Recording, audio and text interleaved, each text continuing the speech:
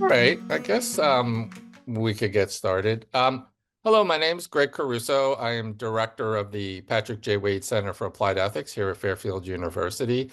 Thank you for attending this Waide Center seminar. I'll introduce the speaker in a second. I just want to say a little bit about the format, just a quick word on what the center does, and then we'll get started. Um, so the format for today is the speaker will talk for roughly about 45 minutes, and then we should have ample time for question and answer, up to 45 minutes.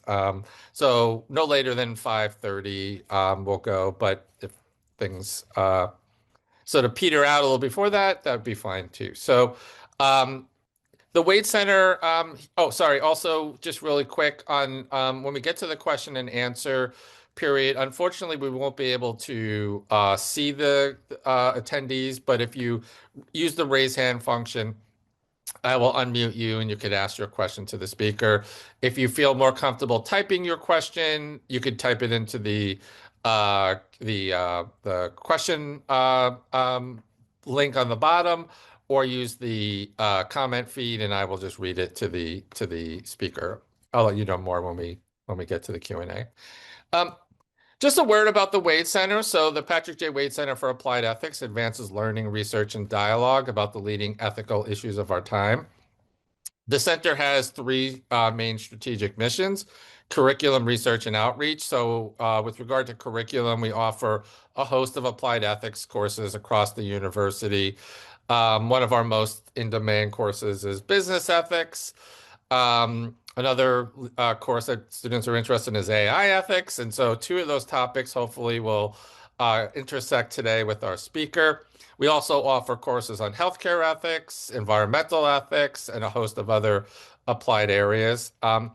We support research by faculty and students, and we organize a number of events and outreach to the larger community. So the seminar series is open both to students and faculty of Fairfield, but it's also open to people beyond the university. Um, the Applied Ethics Seminar Series is a forum for building community, advancing research in applied ethics. It encourages jargon-free and supportive discussions that will be accessible to participants with some interest in applied ethics. And many of you who are attending, I'm sure, either are taking an applied ethics course or have some interest in these topics. And what's unique about the series, as I sort of indicated, is that we leave at least half of the time for discussion and Q&A.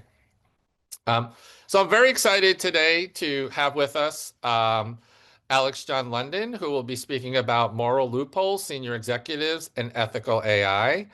Alex is the K&L Gates Professor of Ethics and Computational Technologies at Carnegie Mellon University, an elected fellow of the Hastings Center. Professor London's work focuses on ethical and policy issues surrounding the development and deployment of novel technologies in medicine, biotechnology, and artificial intelligence, as well as on methodological issues in theoretical and practical ethics, and on cross-national issues of justice and fairness.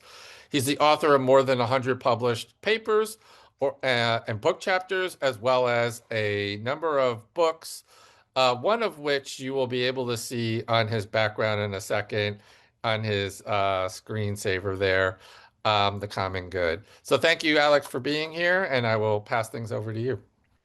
All right. Well, thanks very much, Greg. Thanks for the opportunity, and thanks everybody for showing up either on your spring break or on the cusp of your spring break. I'm going to share my screen, and that's going to move everybody around. So let me just move you so I can see.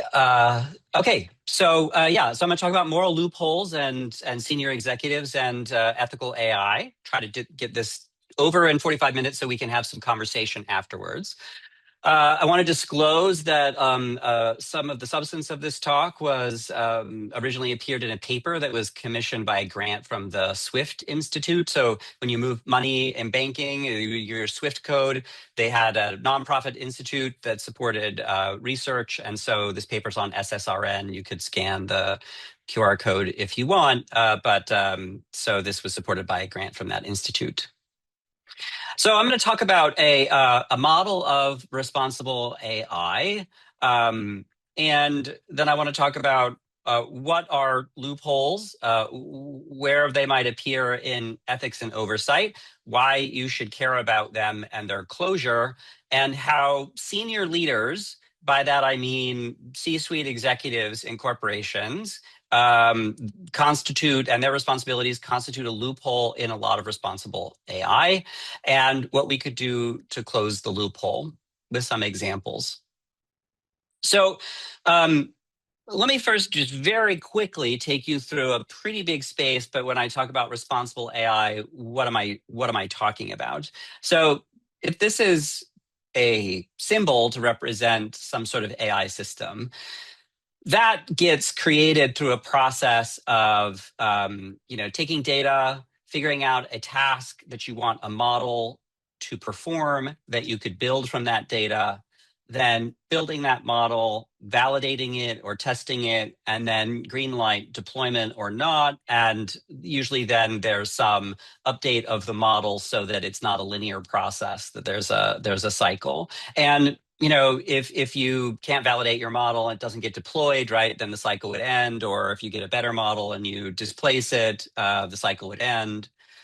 Um, so a bunch of questions arise at each of these choice points in the AI lifecycle. So do we have permission to use this data? Do we have access to this data? Does the data have a sort of suitable ontology? Like, are we capturing the things that we care about for the model that we want to build and the task that we want to perform?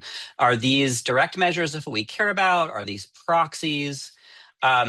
What are we actually trying to do? What's the task that we're going to use the model for? So what's our definition for success or failure in this application? Do we have metrics that measure our preferred definition of success or failure? What are the benefits? What are the risks? How are those distributed across stakeholders?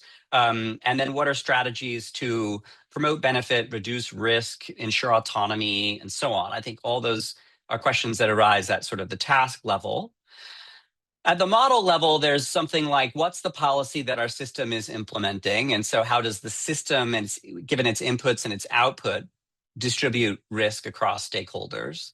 How are we validating this model? So how are we controlling for confounders? Are we just validating our model on a holdout set? Are we validating it on multiple data sets? Are we running a silent trial? Are we running a clinical trial? And then are we training people to deploy the model? Like, if the model is going to do what we want, are we training people so that they understand how to integrate it into a larger human system? So all of these are fairly granular questions about that have to be asked by a wide range of players, different stakeholders. It's rarely the case that a single team would be responsible for all of these questions. So there's going to be your data analysts, and there's going to be managers, and what I'm going to talk about is the way that senior leaders will influence many of these decisions. There also has to be a system of accountability put in place. So what that means is something like, well, whose responsibility is it to answer these questions and to make sure that they're answered in a way that is performant, so that we should continue with the process or we should not continue with the process? What are the procedures and expectations that each of the people who has one of these roles at each of these stages, what are the procedures for carrying out, ensuring this process gets carried out? What are the relevant expectations? How do we measure that? How do we ensure that there's reporting and coordination and oversight?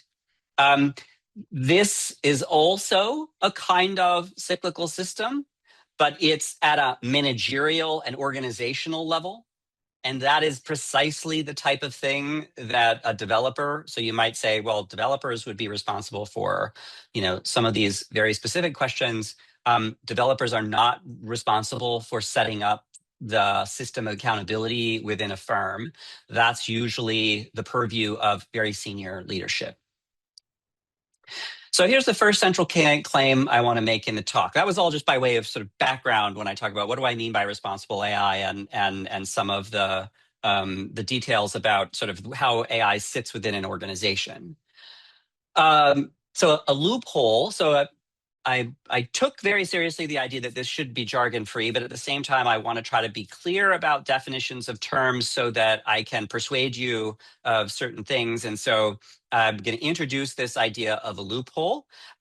It's a situation in which a stakeholder has the power to influence processes or outcomes without being accountable for, abiding by ethical norms, principles, so on, that govern that process or determine those outcomes. So if you have a loophole, then you basically have a person who can influence a process without being held accountable for abiding by norms that should govern that process. Loopholes in ethics and oversight are ethically problematic, and stakeholders have strong reasons to work for their closure. And so that's one of the things that I'll argue for. So I'm going to talk about why, if you have loopholes, then you have a morally incoherent system. So I'll say what that means. You also have actors who can act with impunity. I'll say what that means. You create a wide range of issues of fairness, and I'll explain that. And you open people up to a form of domination, and I'll say what that is. But I'm just giving you an overview of like the map of where we're going. So why are loopholes a moral concern? So one is an issue about moral coherence. So we have a paper. I really like it, but no one else does, I guess. It's one of the papers that I like the most that has the least amount of attention. Maybe you'll see why. So a moral coherence of a system is, so a system of social interactions is coherent if and only if for each interest in the system that generates a right. So taking a kind of interest-based view of rights, if you have an interest that's sufficiently important that it would generate some sort of right, then there exists a closed circuit of interest, right, and duty nodes. And no agent with a duty in the circuit has a countervailing right or duty that conflicts with their duty in the circuit. So basically, the idea would be in a coherent moral system, if you have an interest that's sufficient to give rise to some right on your part to expect some sort of behavior, that right then should correlate with a duty on the part of somebody to advance your interest. And if that is done, then we have a morally coherent system. So the system says, yep, this is interest that's sufficiently important. We should do something about it. There's somebody who's got the responsibility to do that. And if they actually do it, then it closes the circuit. And then we could say, great, that's just what these systems are supposed to do. So if you're a student and you've read John Locke, and it's like, why do we want to get out of the state of nature? And it's because the state of nature stinks. And what we want is some sort of organization that's basically going to do this, where people's interests that correlate with rights will correlate with other people's duties. And so you could think about arguments for markets and economies. But the underlying idea is when this circuit is closed, then you have a kind of coherent moral system. A loophole would exist if so if this party I, has an interest sufficient to generate a claim on some actor J, but J doesn't act on that claim, so I's interest is unprotected. I'll give you some concrete examples that I want to just give you, like at that abstract level, the idea that now what you have is an open circuit, right? There's an interest sufficiently important that it gives rise to a right, and there's a person that might have a responsibility to advance that interest, but they don't act on it. Now, why do we care about morally coherent systems? Well, the justification for the social division of labor, and this is one of the things like that I argue for in the book at, sort of at length in terms of healthcare, is to meet significant interests of community members. So the healthcare system has a social purpose. And moral coherence ensures alignment between individual and group interests and the operation of the social structures or institutions that are supposed to advance those interests. So healthcare institutions exercise a certain kind of power. Stakeholders have knowledge, clinicians have knowledge, they have prerogatives, they can prescribe, they can, with your consent, cut into your body, do all sorts of other things. They consume resources. So hospitals, they are places that smart people work. That's an opportunity cost. Smart people could go to work someplace else. drugs cost money, seeing people costs money. But the idea is the investment in these institutions is supposed to produce valuable information, services, or products that feed back into that system, so that the idea being by accessing the healthcare system, you're better off for being able to, you have a need, you access the system meets that need. And there's policymakers then want to try to align incentives to ensure that this a morally coherent system, that the interests of people who rely on that system get met by the system. If a loophole exists, then you can have actors who now can act with impunity. So one purpose of oversight is to promote accountability. But if a loophole exists, an actor can influence a process without accountability. They're not necessarily answerable to others for their conduct, because their position in the division of labor may not be clear. Incoherence also can cause disparities. And so, for instance, if you have here party M and party I, and if party M, when they access a healthcare institution, for instance, then they receive sort of the full quality of care in that institution, then their interests are going to be advanced in a way where a party I, if they were similarly situated, but if they're unable to access the same system, or if the system doesn't perform with the same degree of quality, then there'll be a disparity that gets created by the unequal access, even if you have access to the system, by the differential treatment that the parties receive in that system. So differential reliance on faulty social systems versus differential treatment from the same system. So I'd want to say those are two different sorts of cases. A second is a separate type of fairness. So when a loophole exists in a system where some actors are held accountable, then the wrong actor might be held accountable for problems that are associated with a deficient process or outcome that is caused by a different actor. So here now the idea being, look, if we say, listen, we understand how my interest makes a claim on actor K, and then K is responsible for meeting my interests, but my interest also makes a claim on this actor J, but J doesn't do anything and isn't necessarily held accountable. Then if J influences my interest, if J acts within this system in a way that influences it, but isn't accountable, then what can happen is all of our efforts at accountability get heaped onto this other actor. So just to look ahead and make this slightly less abstract sooner rather than later, developers are very often actor K, and senior leaders are very often actor J, in the sense that they're going to influence the way some system works, some AI system, for example. But there are going to be elements that influence the way the AI system work that are going to be the responsibility of the senior leader. But because their their role is less visible, then the responsibilities are going to be heaped on the developer. And then people will complain to the developer when the system behaves a certain way. But there's a certain type of unfairness now, because the developer is being held responsible for a decision that was sort of above their pay grade, if you will. A decision about the way some larger system works that they're not able to influence effectively, and not calling out that other actor who has a responsibility for ensuring that your interest is met creates a kind of loophole. So actor J goes, influences the system without accountability, and it creates now a certain type of fairness, because we're more inclined to blame another party for something that is the responsibility of a different party. This also makes available now, makes people in this system vulnerable to a type of domination.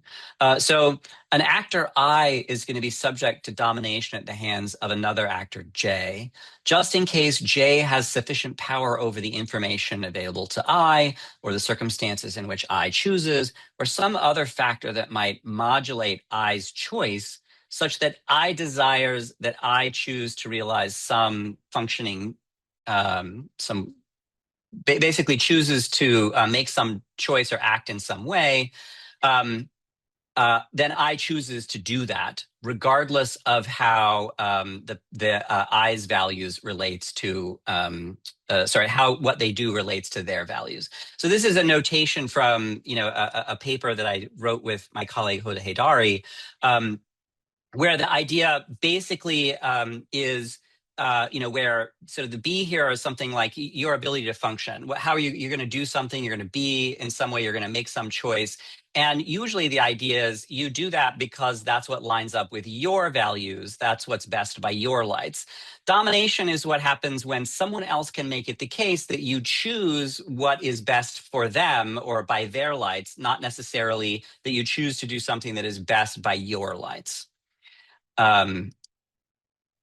So domination can happen if J can act with impunity, then J has a certain type of power to influence a process or an outcome. They can have power without accountability. So J isn't constrained to exercise that power to advance I's interests. So J stands in a position to dominate I. And the same argument likely applies to K in the sense that J can displace responsibility onto K so that K is held responsible for things that J does.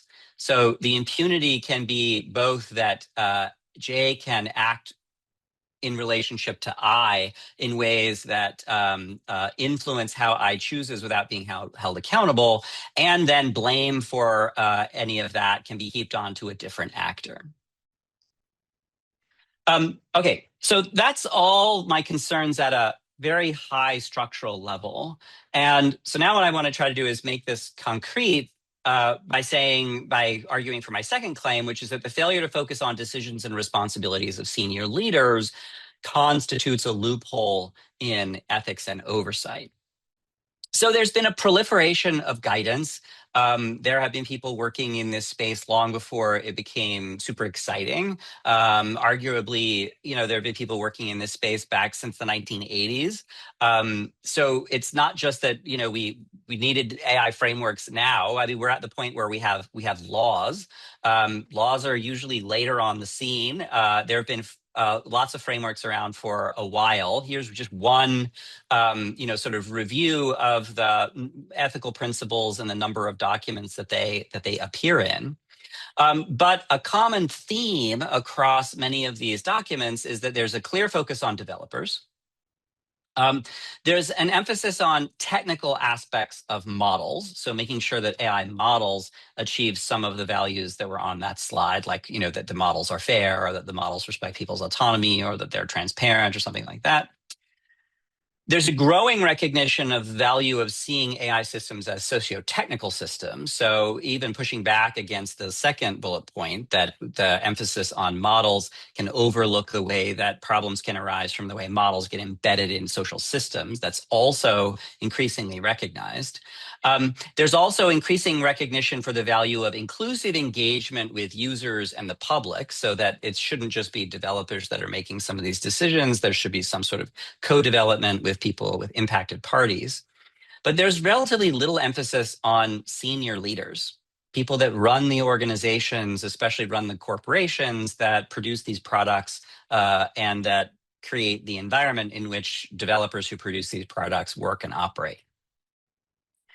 And senior leaders are responsible for the norms and practices that determine how the organization distributes labor, how they distribute rights, responsibilities, and prerogatives. And they're also responsible for the incentives that get set. So what behaviors get rewarded, what behaviors get penalized, how that takes place. Are you promoted on the basis of a short-term myopic gain in, in sales? Are the metrics that evaluate you broader, and do they look at a wider dimension of things? All those are things that will get determined by the way senior leaders organize the division of labor within the organization. So for the purposes of this talk, I'm just going to talk about the ways senior leaders directly and indirectly influence these three: task selection, model performance, and validation. And in particular, how there's how these choices influence the distribution of risk, and then the timeline, resources, and methods that are used for evaluation. So that's these are sort of the mechanisms for influence. So we have a duty to learn in healthcare. If we leave the healthcare system today for our children tomorrow, I think we will have failed them because there's so much that we don't know how to do. That means there are health needs that impact people's ability to function that we can't meet. And so there are some needs we can meet, some needs we can't. That's a kind of disparity. And there are people's, longevity, health, well-being, ability to function that gets restricted by sickness and disease. And it would be socially better if we could improve those people's access to opportunity and their well-being. So there's real social value in making health systems more effective, more equitable, and more efficient. In that sense, an equitable health system should serve critical social function, right? Help people avoid premature mortality, reduce pain and suffering, and preserve or restore their ability to function. So what we need are AI systems in medicine that can perform tasks that will promote these goals. And we want alignment between AI systems that perform these tasks and advance those goals. And in fact, so the argument of the book that I'm just stipulating here, right, is that that's not just nice, but there's a moral imperative to ensure that the resources that go into innovation in healthcare are advancing those goals. If we were together in a room, I would ask which of you, who recognizes this person in the middle, right? Or this entity, I guess, in the middle. It's long ago enough now that maybe some of you would be like, oh, I don't recognize that person. But this is Watson. Watson, won at Jeopardy. And when Watson left Jeopardy, they were like, where are you going now, Watson? And Watson was like, I'm going to school. I'm going to learn how to, fight cancer. And it was kind of great. It was going to be like the Terminator is going to knock on the door. And instead of it being Sarah Connor, it's going to be like glioblastoma, and it's going to be like, I'm here for you, right?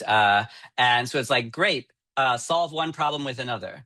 If you go back and you read this paper from the heady days of 2017, cognitive computing was what we were calling AI at the time. That was the buzzword that IBM had chosen at the time. And the paper is full of mom and apple pie things, right? Like the goal of cognitive computing. They want to reduce time, improve outcomes, all sorts of things that are super great. Notice the task that they chose for themselves. The goal of cognitive computing is to create automated information technology systems capable of solving problems without human assistance. So there were a lot of things in healthcare that physicians would have liked that would have been relatively profitable use cases for a technology like Watson.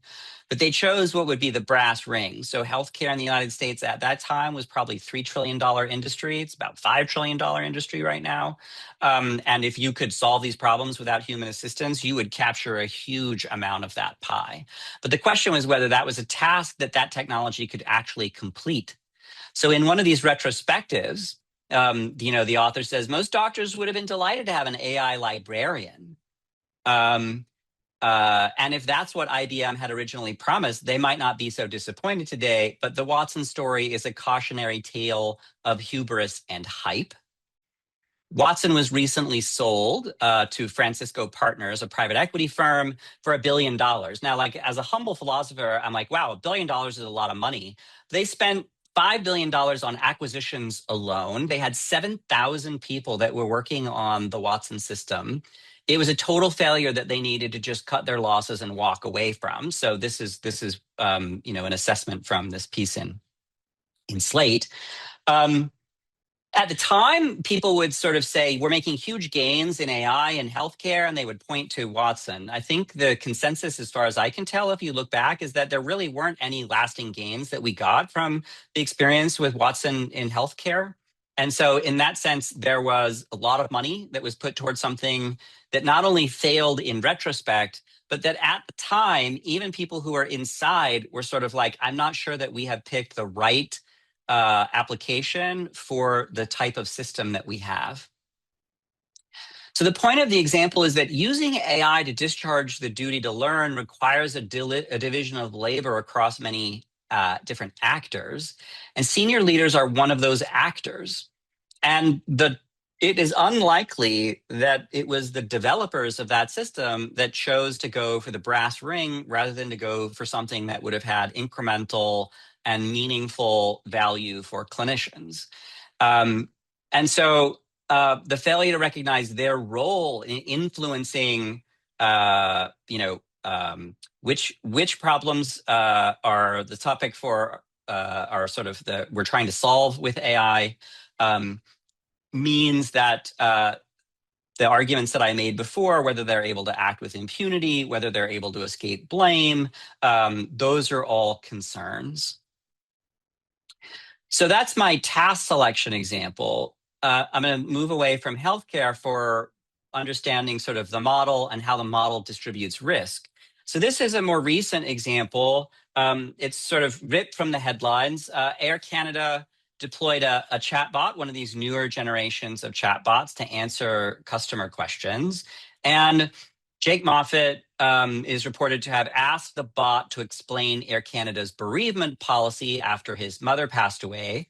And the bot gave him an explanation, and he acted on that explanation. And then when he submitted his receipts or whatever it was to get reimbursed from Air Canada for the expenses that he'd incurred, Air Canada said, well, that's not our policy. And he said, but the bot told me, and I acted on the instructions of the bot. And they were like, well, in the fine print, it said you shouldn't listen to the bot. So even though we put it there to explain our policies to you, we made no guarantee that that's what it was actually doing. And then he's like, well, now I'm out this money because your bot told me to do this. I'll sue you. And then they were like, well, we have lawyers, and they actually took him to court. Um, and According to this Wired piece, Air Canada argued in court that Moffat should never have trusted the chatbot and that the airline shouldn't be liable for the chatbot's misleading information because Air Canada essentially argued the chatbot's a separate legal entity, not responsible for its own action, or that is responsible for its own actions, and so Air Canada is not responsible for that. Now, that argument didn't go over in court. The judges were like, that's not how this works. If that was your employee and the employee had given out wrongful information, you're responsible for training your employee and making sure they have the right sort of information. To me, the question here is, so where was the failure? Because there's a mismatch here between we know how these sorts of models work. We know that they're reliable to a degree. We also know that a lot of people fly. And so out of large numbers, there's going to be a fair number of people who are going to get a wrong answer. What's your preparation for how your firm is going to deal with those cases?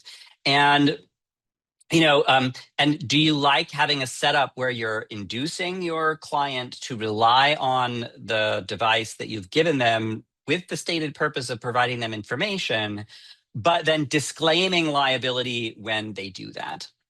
So some of those are technical considerations. Some of those are questions about what can the model do? How reliable is the model going to be? But a lot of those things are ultimately business decisions about, are we going to stand behind our model? Are we going to offload risk onto the customer? In that sense, AI has a very tight interrelationship between technical and business decisions.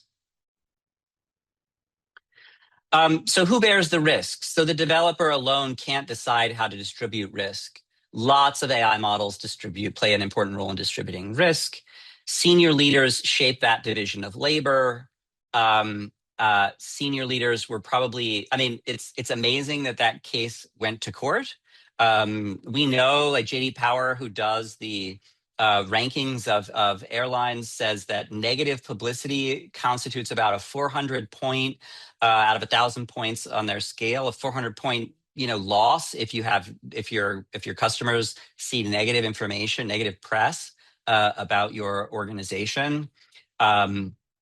So at every point, the decision about how to handle the way the model worked and then to take the case to court and take the bad press, those were all decisions that were not made by developers. They were made by sort of senior leaders, but they affect how risk is distributed and how people's interests are either respected and met or are not respected and not met. Um, Testing. So, the ethical concern here is we want to have warrant for believing that systems will do what they're claimed to do when people make claims about, how these systems will work. And testing and validation is what provides the warrant for those claims. And, in health systems or evidence-driven medicine, what we want to do is move medicine towards practices that promote better outcomes and reduce or eliminate unwarranted variation in treatment. And so we require validation like the FDA as a gatekeeper into this market that requires proof of efficacy and safety is partly about screening out things that are not going to work, because what it's super easy to do is say, here, swallow this, it's going to make your pain go away, without any evidence. And it takes a lot of investment to make something that actually changes the causal nexus, actually has a causal impact on people and improves their healthcare. So uncertainty in medicine requires empirical validation very often. Our models, our theories are insufficient to allow us to just produce effective interventions. Here's my substantiation for that. Most of our theories in medicine are often wrong. So you can see some anecdotes about that. Like for generations, we thought radical mastectomy, removing more tissue around the breast would reduce the probability of recurrence because there would be fewer seeds for the cancer to regrow. Peptic ulcer disease was an example where the entire medical community thought that ulcers were caused by acid levels in your stomach. And, in the mastectomy versus lumpectomy case, a large randomized control trial showed there was no survival difference between these two interventions. And lumpectomy is far less disfiguring and invasive than mastectomy. And peptic ulcer disease, a guy was like, I think it's bacteria. He drank H. pylori bacteria, gave himself an ulcer, got rid of the bacteria, ulcer went away. And so those are anecdotes. There's lots of them. A more systematic evidence for this is that it takes about almost $1 billion to bring a drug into a clinical trial, and 9 out of 10 drugs don't win approval for any indication. So no company spends close to $1 billion on a drug that they think is going to fail. So they believe it, they believe in it, they spend the money, and half of drugs that fail at phase 3. And phase 3 is really generous. You get to decide the patient population, the dose, the schedule, basically the criteria for success or failure. So the point there is lots of enthusiasm about drugs and what's going to work, and then randomized controlled trials show most of our theories are wrong and most things don't work. So what type of validation practice we choose to implement is what generates the warrant for our belief about whether something is going to work. And in medicine, we often need very careful validation practices because we're often wrong. Our theories are incomplete. So internal and external validation are often validating on a holdout set. Like when you have a big data set, you train your model on some portion of it, you validate it on the other portion of that. External validation in this case would be you have a separate independent data set. Those things are often insufficient to characterize the real world performance of an AI system. So here's a concrete example. This is IDXDR. It was the first FDA approved standalone AI diagnostic system for diagnosing more than mild diabetic retinopathy.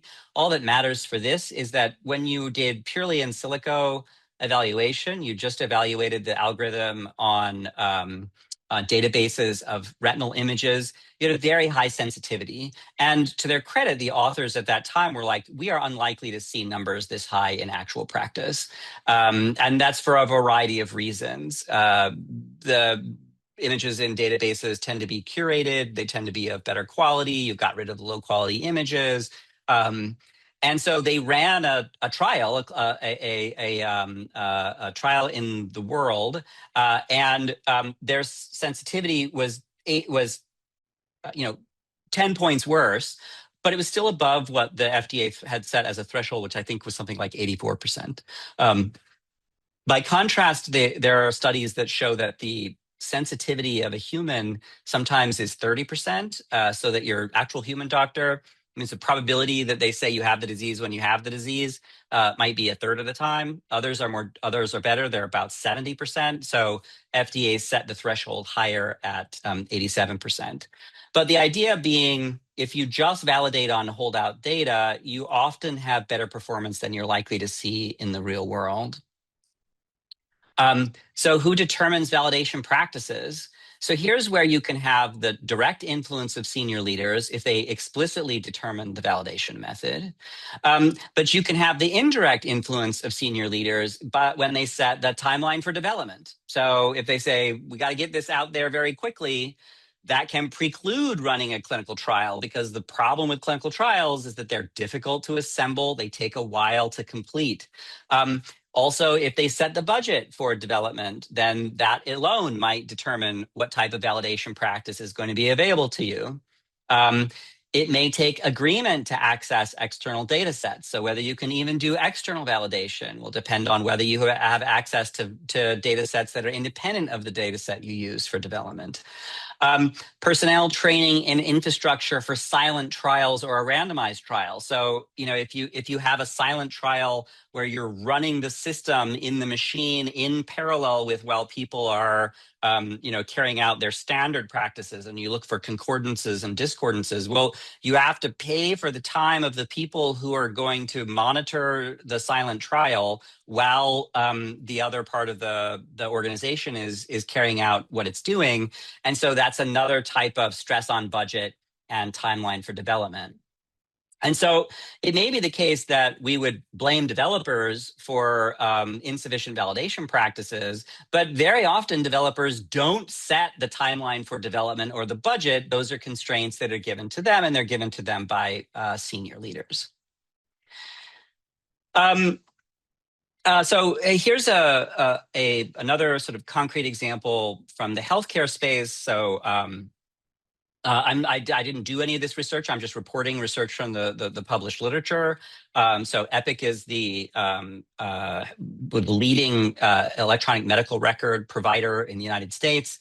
In the electronic medical record, they can roll out models to alert you to various sorts of clinical things. And sepsis is a leading cause of death for patients in intensive care units. It's a host dysregulated response. Your body senses you have an infection and your body attacks itself.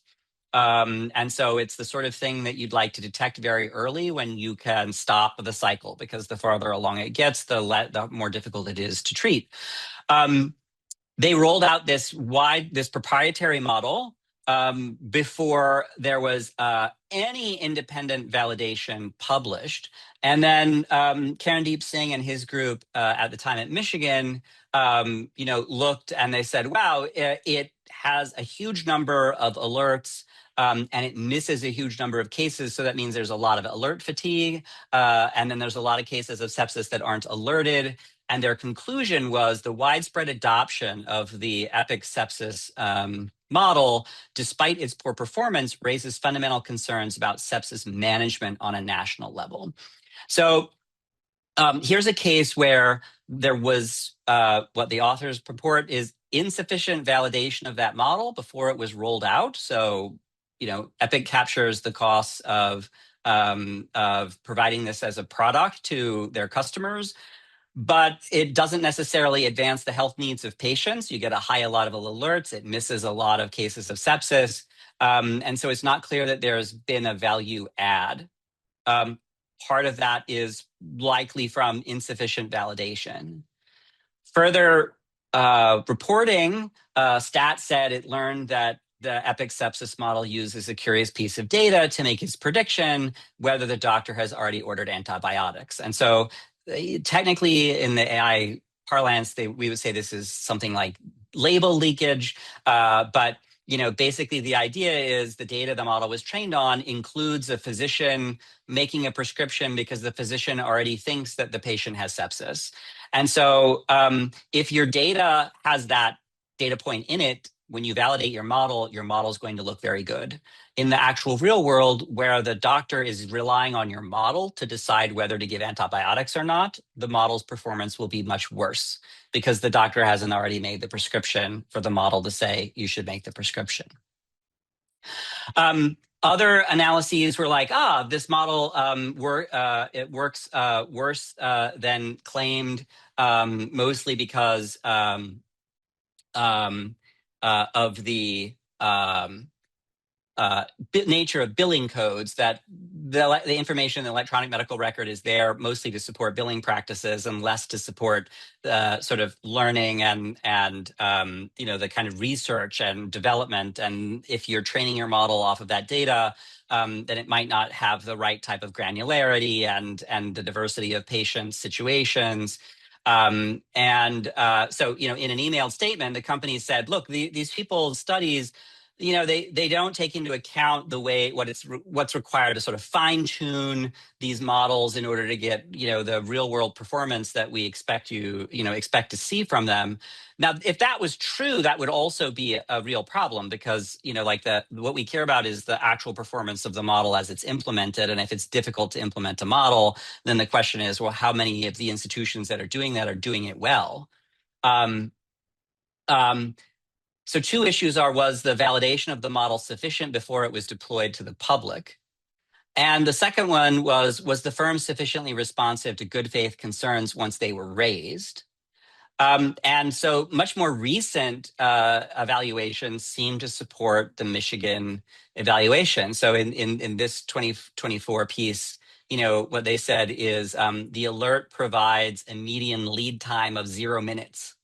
So if the thing is supposed to alert you so that you can detect and treat early, and it gives you 0 minutes lead time, then it's not doing a great job as a detector. And a different piece says when you exclude cases where the physician had already recognized sepsis, the model performed worse than guessing, right? Its area under the curve drops below 0.5. So, these are cases where the point is was the development of that system sufficient to warrant its use in practice? When we use these things, remember, people have needs and interests they come to the health system to rely on. We want, they're dependent on the health system. We want those systems to function in ways that meet and advance their needs. This system, all the evidence that I've shown you seems to indicate that the system doesn't do that. Whose responsibility is that? Well, it can be very easy to sort of, if you look through responsible AI documents, you might say, why didn't the developers do this? Why didn't the developers do that? And what I'm arguing here is developers have some responsibility, but there are other people who have a responsibility here as well. Those are the senior management at the companies that develop these things because they determine, say, the timeline and the evaluation practices. There's lots of systematic reviews about that there are a few prospective trials of AI in medicine, that many of the performance measures that are used to validate AI systems in medicine don't really clearly link up with what the information that clinicians would want to see. Many of these papers are at a high risk of bias.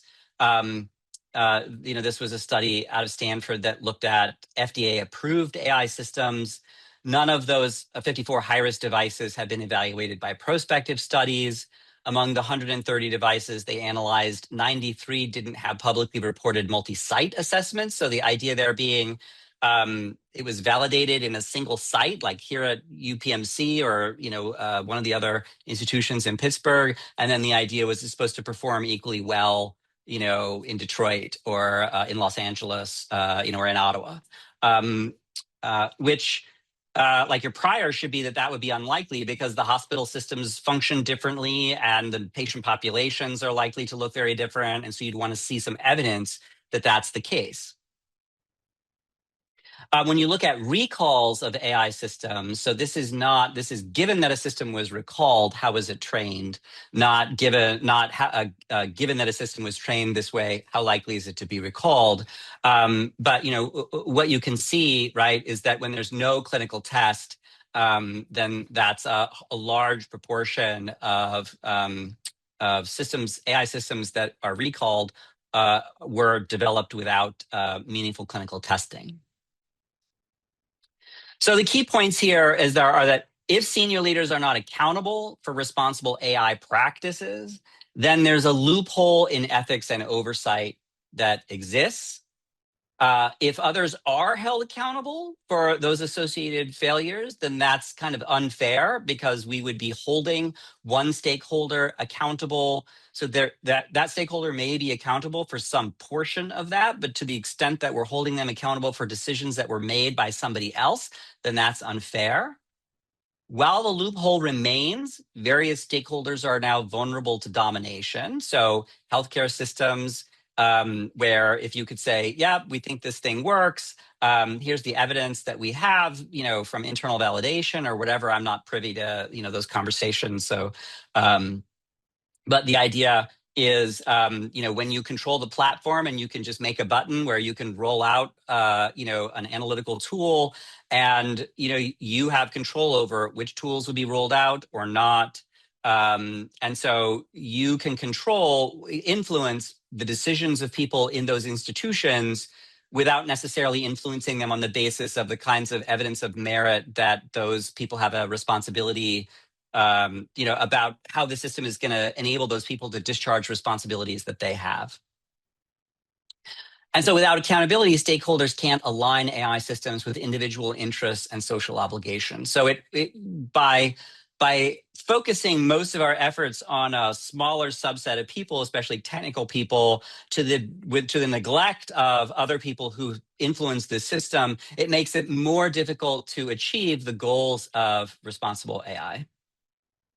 So I'm almost finished. So because I know I'm just a tiny bit over the time. So how we close the loophole? So part of it is increasing public awareness. Like media questions shouldn't be, how did developers do this? They should be, why did senior management make this decision? Political inquiries, in Congress should say, hey, senior management, we want to talk to you about how these decisions are made and why.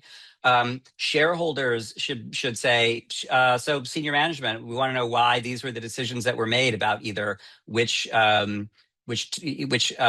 use cases to go after, how risk is distributed in these models, or how models are evaluated. Try to implement checks and balances. So in a certain sense, that's what the guide, documents in responsible AI are about. So calling out and making sure that they're clear that people other than developers have these responsibilities, that will be part of that. Boards of directors, regulators.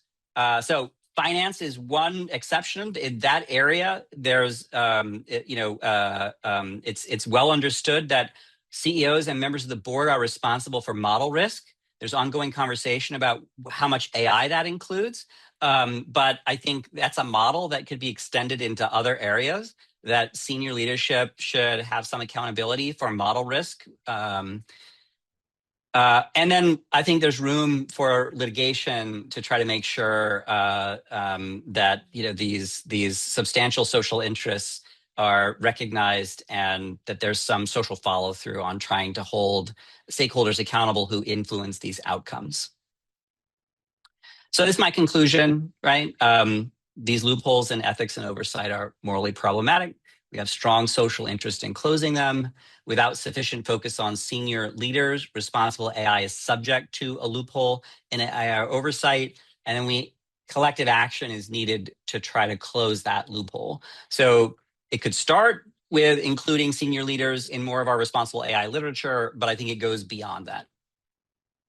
So thank you for listening. And now I'm looking forward to our conversation. Thank you, Alex. That was really wonderful.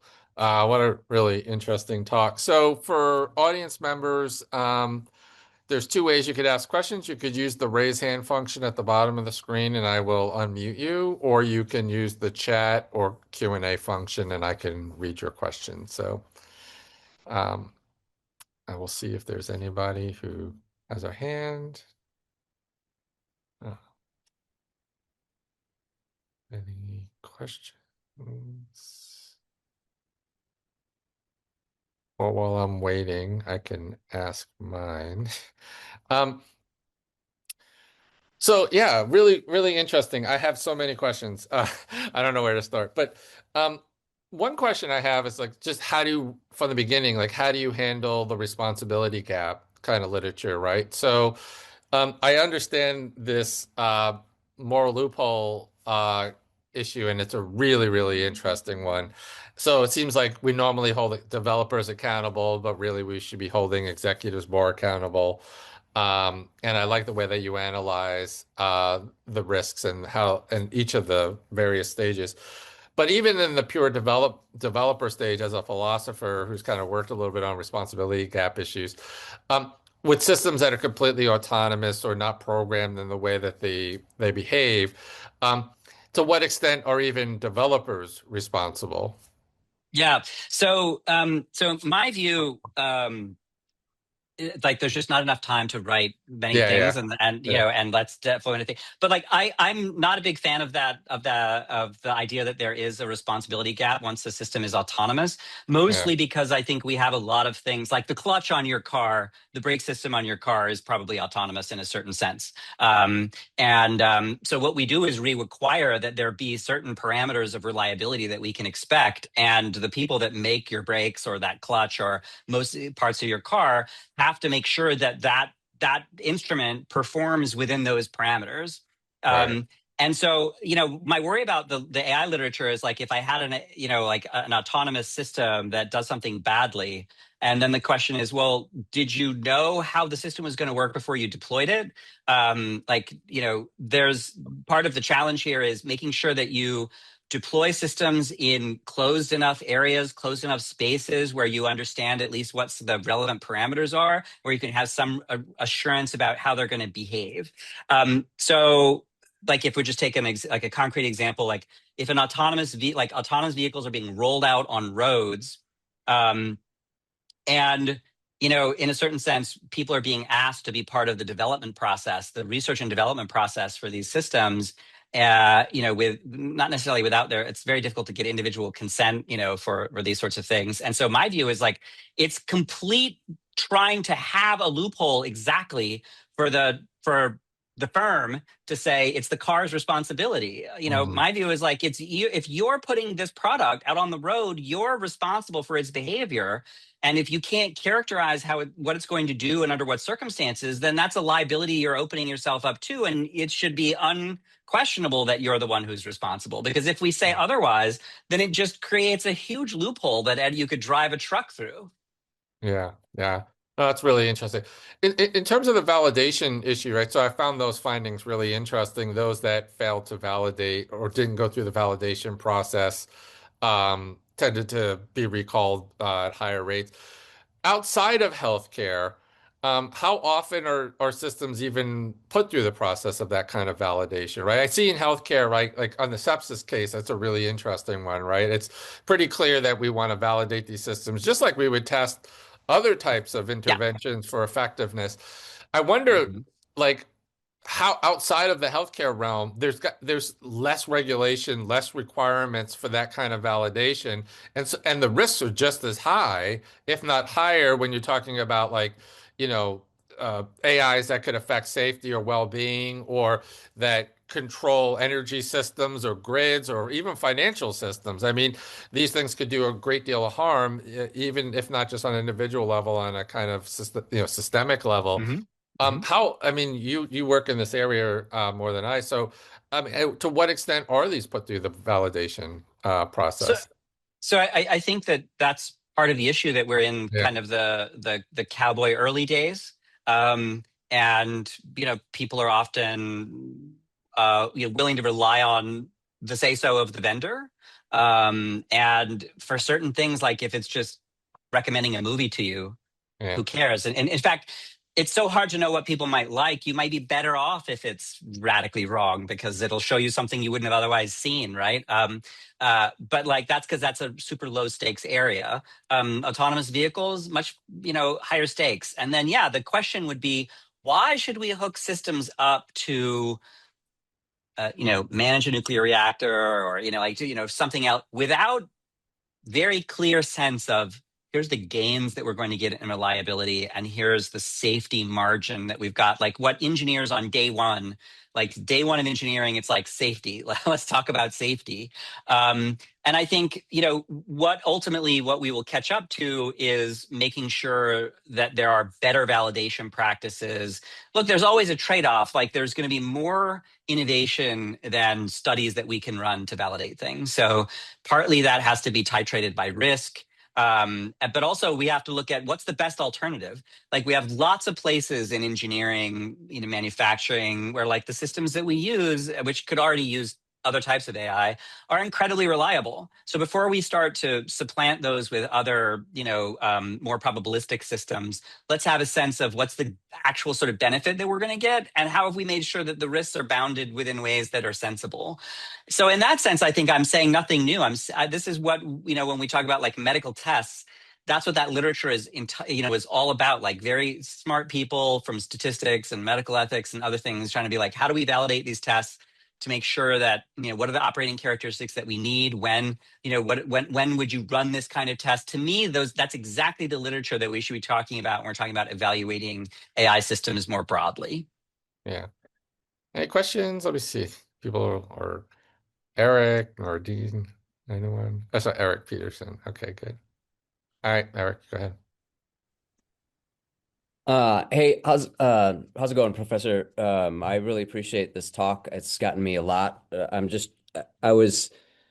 didn't jump in at asking a question because I have so many things that I could try to formulate to ask. And one, I guess one thought I'm coming to is, so first of all, I love the idea of like, wait, we're focusing too much on developers and we're sort of letting senior leaders off the hook. Um, and there's, I guess, a concern or a sort of worry I have that like, as someone who does ethics, I feel like in a certain way, like developers, um, like sort of aren't that good going out of their lane when it comes to sort of training AIs, for instance, on ethics.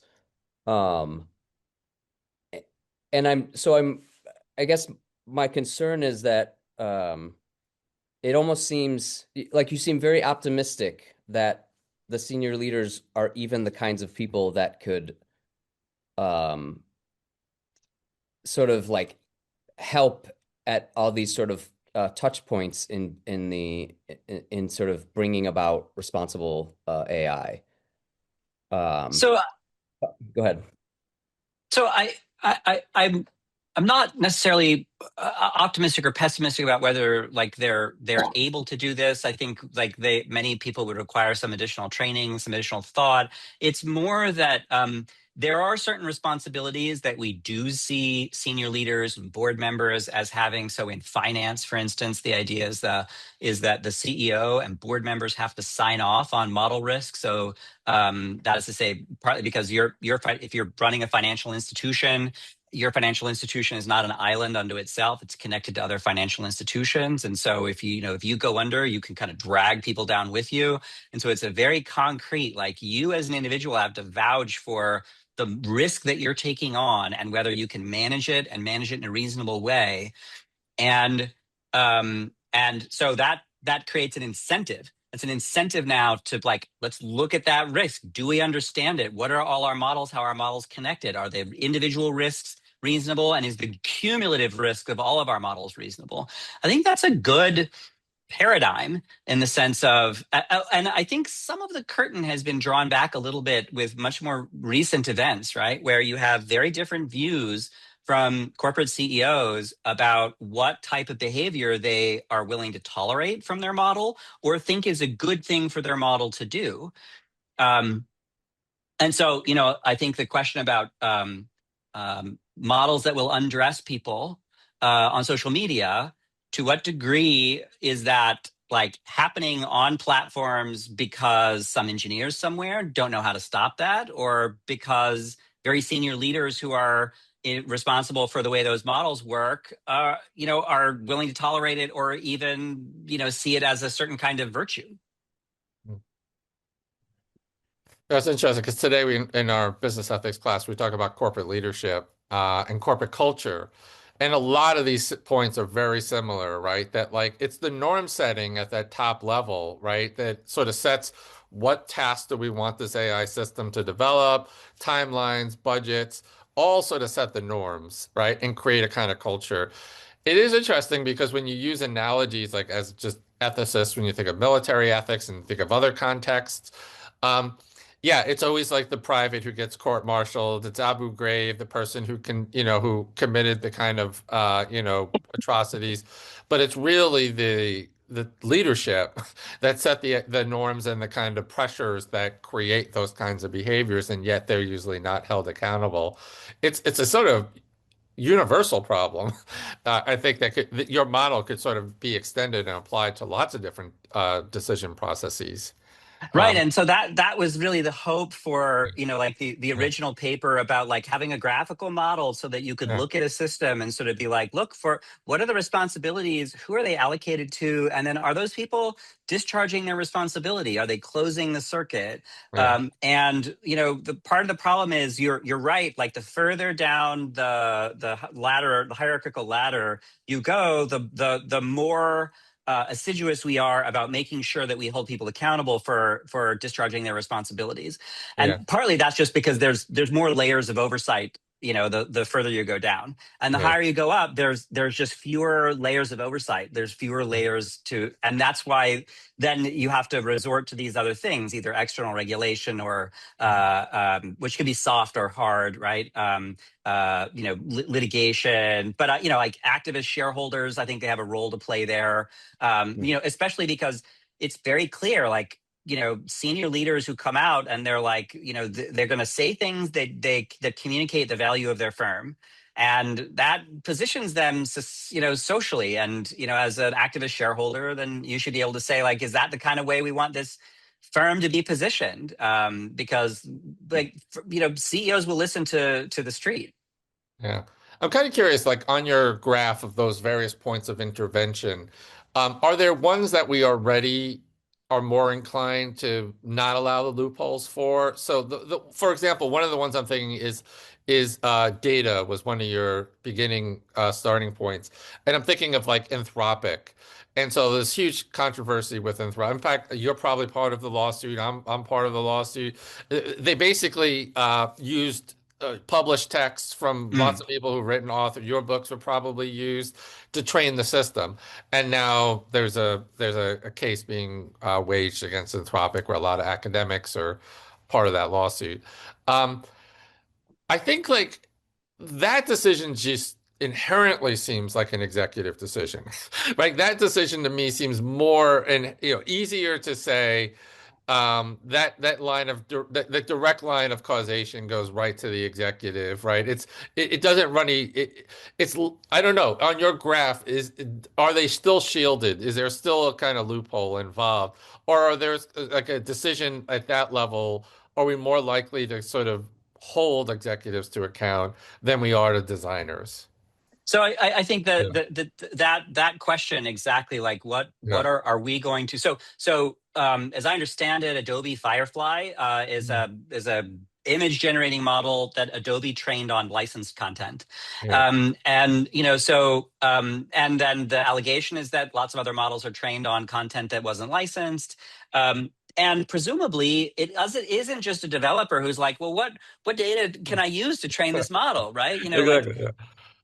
and in that sense, then, to the extent that we think that this is like a legitimate ethical question, it's a legitimate ethical question that certainly involves developers because they carry out the training, but it doesn't only involve developers. Like it involves the senior leadership that says we're going to make a decision that getting this model out and getting it out quickly and having a place in the like have a competitive advantage from being early is more important than intellectual property, or that we don't think that this violates intellectual property or whatever. But like that's a decision that senior leaders made. And if those those cases come through, presumably though those cases are suing the whole company, right? I mean,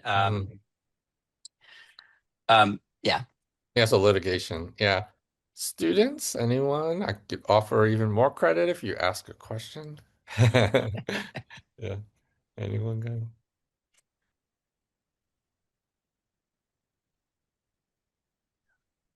Everyone's burnt out.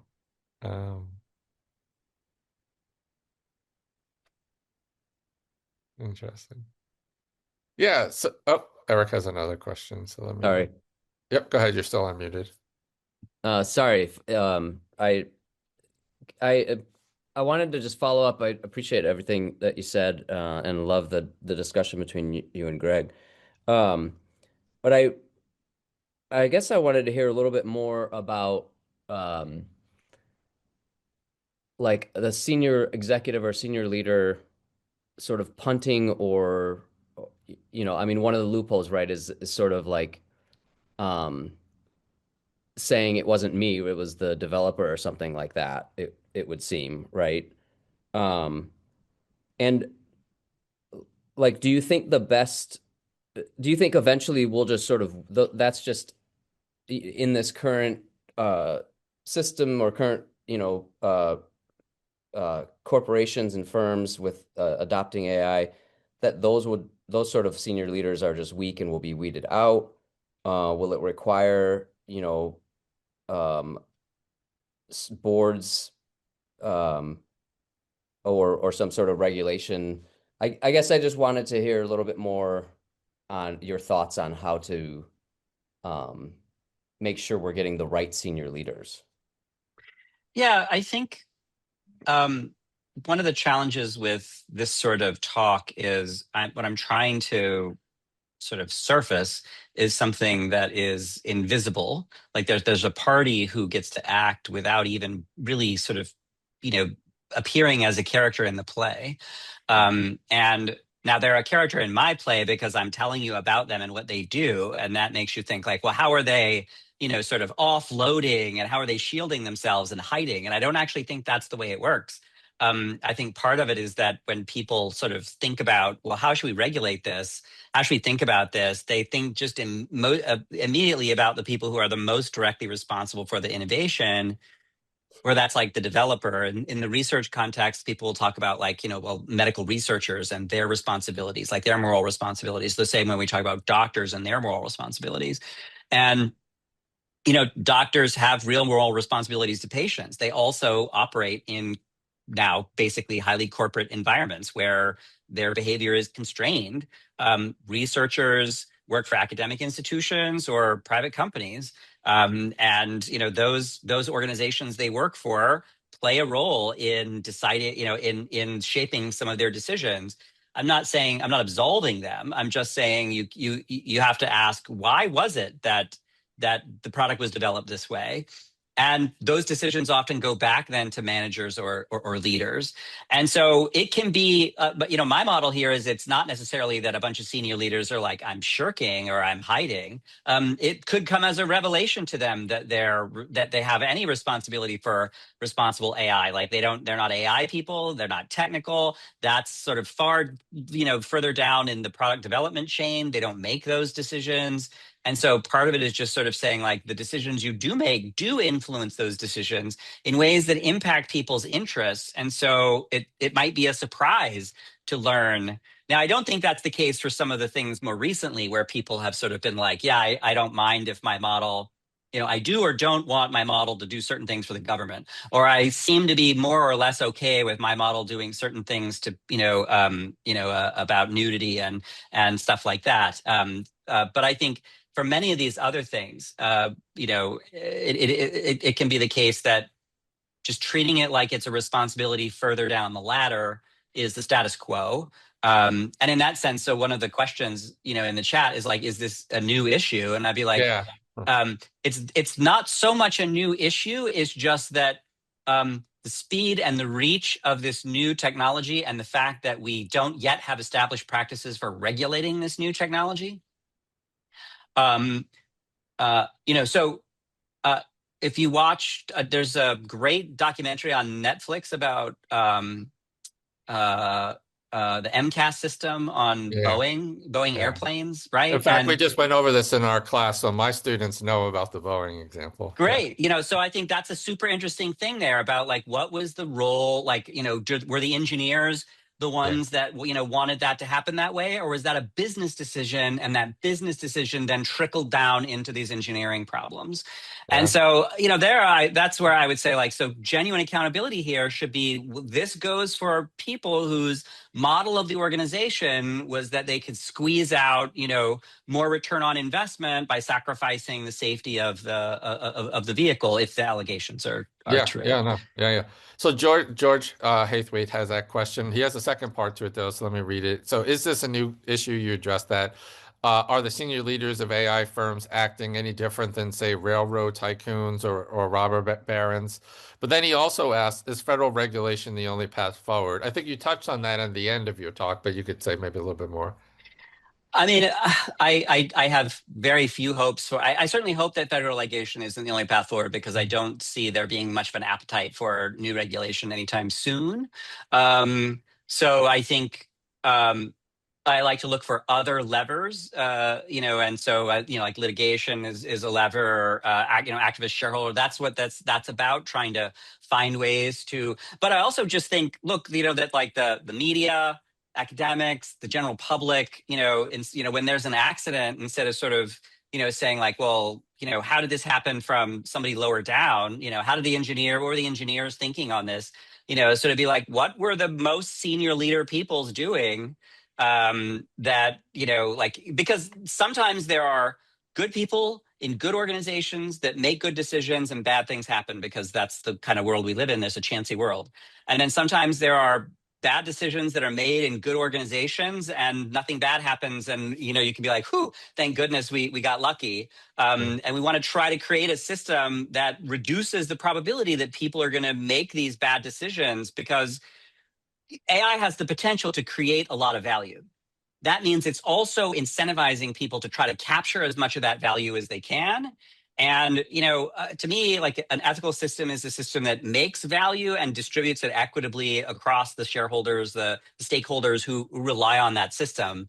And so it's trying to create those checks and balances, so that we can have shiny, nice new things, but with fairness and equity and genuine value as well. Yeah. On the litigation issue, right? So I'm kind of curious. Like, so you raised this Air Canada case, which I hadn't heard of, and I thought is really actually wonderful. Not wonderful in what happened, but wonderful in like the As a script case. as a case of really like here's a really everyday example where the bot tells you one thing, and you can imagine this happening with financial aid, for students talking to a chat bot on a university website, getting misinformation, and then who's accountable for that. Um, do you know how the courts are ruling so far? Like it didn't sound like this guy was very successful. And then Oh, he B, was.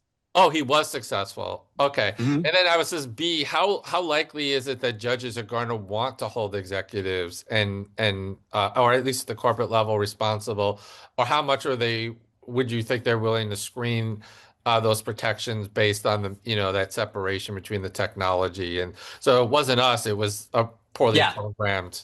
Well, I think this gets back to your question about the responsibility gap, right? Because Yeah, yeah, that's effectively what Air Canada tried to argue. Air Canada yeah, tried to say the bot is its own entity; it's responsible for itself, and we're not responsible. And my recollection is that the judge was like, "That's just not how this works." It ruled in favor of Mr. Moffat.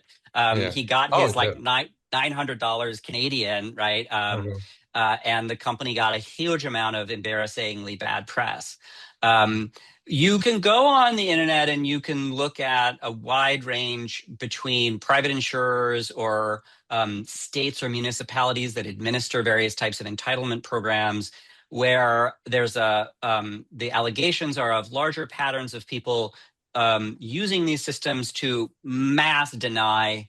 And so you can cut costs if the system automates these denials under the guise of stopping fraud or, other things. And there's a lot of lawsuits about about those things in the courts. And I'm not a lawyer, so I don't have like a clear sense of how those are playing out. But when the George says like, is this a new issue? My view here is like, this isn't a new issue. That there's nothing different between AI, a complex medical test, an airplane with a million moving parts, and that the people who make these things and deploy them, there should be product liability and other types of responsibilities that they have. And that's why I think I'm super interested in the product liability suit to the social media companies, right? Because I think those are they are avenues for sort of communicating. Even if they fail, they're avenues for like, you get bad press. The society is like, we want you to be responsible for, living up to certain types of standards. Like there's just certain things that we regard as, being abhorrent, and we will reward people who stay away from practices that are abhorrent. And we will, give our business to people, stay away from the one and try to support the other. Successful lawsuits could have, genuinely big impact, right? But you want to try to disincentivize the next municipality that's like, well, can we cut our costs by using an AI, that's faulty in some way, right? You want to be like, well, look, that didn't work out well for these, these other people. That's too big of a risk for us. Yeah. So final question, at least from me, unless someone has a hand. So it's interesting with the Air Canada case because they tried to rely also on this like disclaimer, right? Like this small little disclaimer. And I imagine almost all companies are going to have something like this disclaimer, like we're not accountable for any misinformation provided by this bot, right? And I wonder how much of protection that's going to, so are those protections going to break down? Um, what I'm thinking is a very famous case, pretty interesting. You might have seen the documentary on the Pepsi case and the air jet. So there was a Pepsi contest where people could earn points, drink Pepsi, and win prizes, basically. And there was a commercial, a very famous commercial, that said, and it was meant as a joke, they claim, Pepsi, that for 1 million points or something, you could win this fighter jet.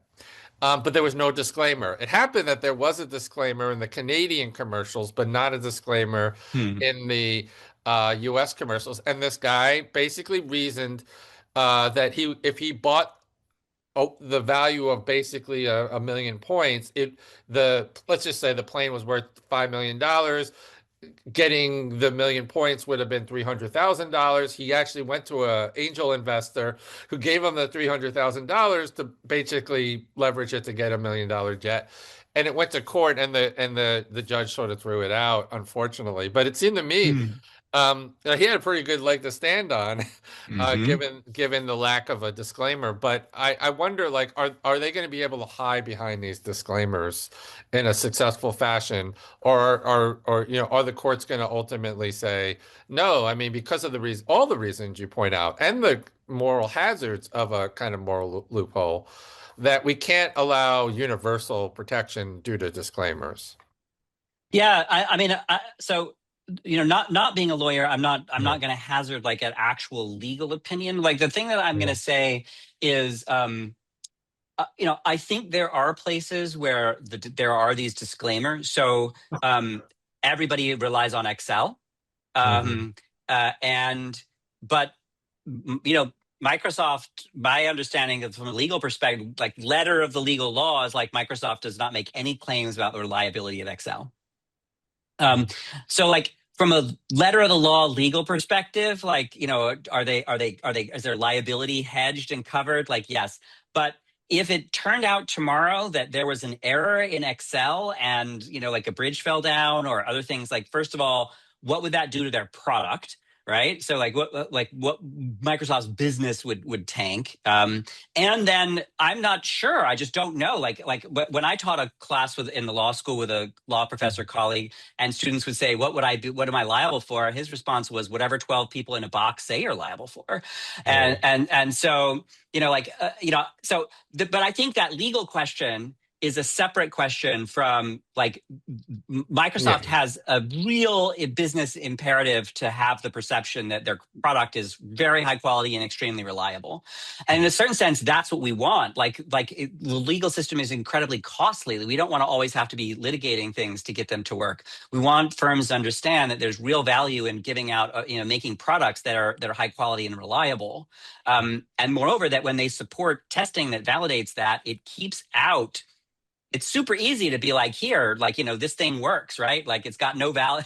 It's just, I pick up a rock, but yeah, like this will cure you, right? Or, yeah, use my program. It's going to be great, right? Like, if you pay $100 for something, it costs $0 to develop. It's all profit. But it'll evaporate once people realize it's not very good. It's just that for some of these things, it takes a long time to realize that they're not very good. And so I think the enlightened self-interest is like, yeah, we do need to have some regulatory standards. That keeps out the people who could undercut us on price. It also protects the public. And so in that sense, those are win-win, interventions. Yeah. Alex, I want to thank you. We kept you long enough. I appreciate everything, and your talk was really wonderful, gave us a lot to think about, and I will email you and be in touch soon. Thank you.